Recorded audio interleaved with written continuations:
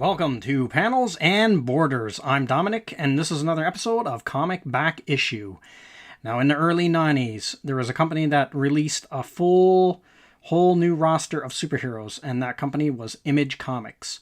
And of all the characters that they released in that roster, my absolute favorite was Pitt. And that's the comic I'm going to talk about today, is Pitt #1, and why it was so freaking awesome. So we'll start off with the credits here. Created by Dale Keown from Full Bleed Studios. Pencils and inks, Dale Keown. Writer, Brian Hutton. Letterer, Chance Wolfe. Colorist, Joe Chiodo. Editor, Sasha Lemon. Color separation, Ollioptics. Pitt pinups by Sam Keith and Jim Somerville. So the story starts off with a biker gang called the Vipers, and they're kind of cruising through the streets looking to cause some trouble. And are they going to find it right away as they see someone up the road. Now, obviously, they don't get to see how big this guy is, or they don't understand the scale of what they're getting into. And as they see a shadowy figure walking up the road that they're going to attack, they're going to cold-cock from behind. And but right off the bat, I want to talk about this artwork in this comic with this splash page right here. Dale Keown's artwork was just mind-blowing. His pencils were incredible, and his cross-hatchings was out of this world. And even the colors of this comic is just phenomenal. And you don't see artwork like that now. This is totally over the top, just completely crazy, wild artwork that you saw in the 90s. A lot of the artwork today is very bland, and very low key, and I don't know, it just doesn't do it for me. But this is fantastic, and the colors are just incredible, and you don't see comics colored like this hardly anymore on the newsstands either. And so the biker gang, the Vipers, decide to take a run at Pitt, and they sneak attack them from behind, and they do a little bit of damage, don't really do much, and you kind of get a feel that something's up with Pitt. He's not quite human, and basically they just end up pissing him off. And boy, do they end up regretting it, because he turns on them and scatters them like flies, as you can see in that panel there. Just cool artwork, great panel-to-panel work. So one of them decides to blast him with a shotgun, and they're all laughing, thinking they got the last laugh on him, but they're going to get a bad scare here in a minute.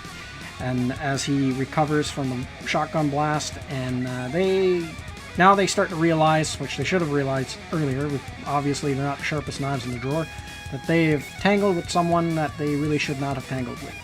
And Pitt's enormous strength is not his only power, as we see on this page. He also has razor-sharp talons. And he goes to work on the biker gang. And it's kind of left up to your imagination what he does to them, but it's not nice. And then the scene transitions over to this young boy screaming as he awakes from a nightmare. And this character here is Timmy. And he has a link with Pitt that gets explained later on. That's why he's having these nightmares. He has some kind of a strange psychic connection to Pitt. What is the connection? Well, as you read through the comics, you find out what the link between these two are. So we learn here that he lives with his grandfather, and that his parents have just recently died. And but they don't explain why his parents died. So that's kind of a mystery that gets explained later on. What happened to his parents? Why are they dead? Why is he living with his grandfather, and why are they having these weird nightmares? And here we switch over to the cop station, and the police force are now investigating a subway attack that may be linked to what just recently happened earlier with the biker gang.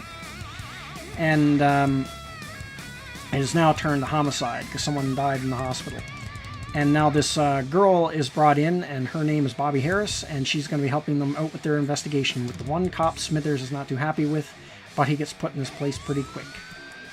And as they look over the subway photos, they see this strange character here, and they're wondering who he is, some kind of unknown superhero. He could be with the Youngblood team, but he wasn't in all the press releases, so they don't know what this character is all about. So then we go back to Pitt, and he has taken the biker clothes, and this is a pretty cool character design. I really like Pitt. It was like just screams heavy metal. And Dale Keown was also part of a heavy metal band and actually released a CD in conjunction with one of the Pitt comics, which was kind of cool. And the name of his band was the Pitt Crew. So you can see he's all geared up with his badass chains and stuff, and he's all ready for action.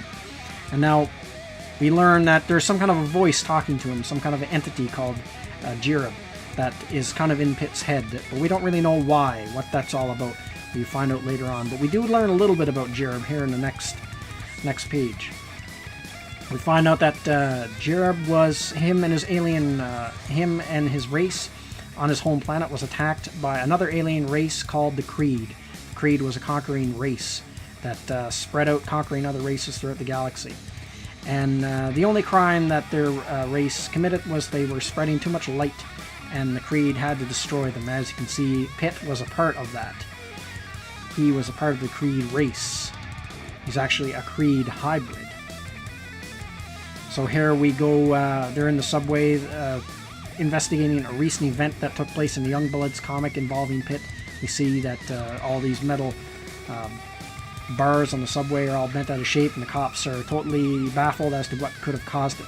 As they leave the scene, though, there's some kind of a weird energy surge, and something has arrived in the subway, but what is it? What could it be? We don't know yet. And then out in the subway, there's a large explosion heard, and then just at the top of the subway going into investigate is Smithers and Bobby. And they hear the loud bang, so they run downstairs to investigate and hear all these weird noises and screams. They don't know what's going on. It's just like, sounds like a war zone down there. So they decide they're going to intervene. And Bobby turns the corner and pulls her gun, and what does she see? A crew of freaky looking aliens, and some ripped aliens to boot, that are kicking the crap out of everyone in the subway. And so now they realize, boy, are we going to need backup. And that's the end of this issue. Next issue, Dead or Alive. So if you're looking for a really good run that you can pick up on the cheap, Pitt is a fantastic comic. It only went for 22 issues, and but the first story arc is really, really excellent, really good, and the artwork is just out of this world. And I mean, the artwork in this first issue is really good, but this is just the tip of the iceberg. In later issues, his artwork gets even better, and it just gets more out there, more of a top. I wish he drew more comics. He still is in comics. He does covers and stuff like that. That's about all he does now. But I wish he would come back and do a Kickstarter or something for this character Pitt to get one more story out there. I'd love to see that. That would be amazing. But all I have is the 22 issues of the original run.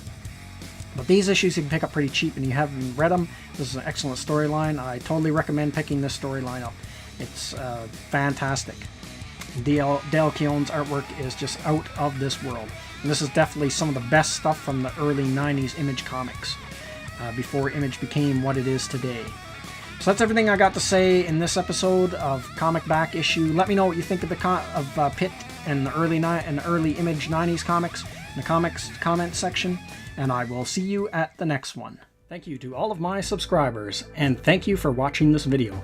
And if you're new to the channel, like, subscribe, and share. And don't forget to hit the bell icon for notification when new videos are uploaded.